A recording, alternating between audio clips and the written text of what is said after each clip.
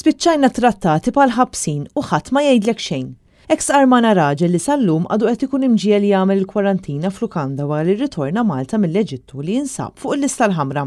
We are treated like prisoners, xejn iktar. We are literally treated like prisoners, għajdlu l-Kristjan. Għax dina really it's not called for, da mhux qed ma tnikklinjaw xejn biha il-biċċa xogħol. Ftit tal-jemilu l-Ministru tas-Saħħa Chris Fearn ħabbar li l-Maltin li jassu mill-pajjiżi li qegħdin fuq il-lista l-ħamra issa setgħu jagħmlu kwarantina fid-dar tagħhom stess. Iżda sal-lum dan ir-raġel għadu qed jinżamm f'Lukanda hekk kif ħadd mill-awtoritajiet tas-saħħa għadu ma taħt tweġiba dwar meta jista' joħroġ u jkompli l-kwarantina fir-residenza tiegħu. Dan ir-raġel spjegana li għalkemm mela d-dokumenti kollha neċessarji ħadd mill-awtoritajiet ma taħ risposta dwar se jiġri minn issa l qudiem.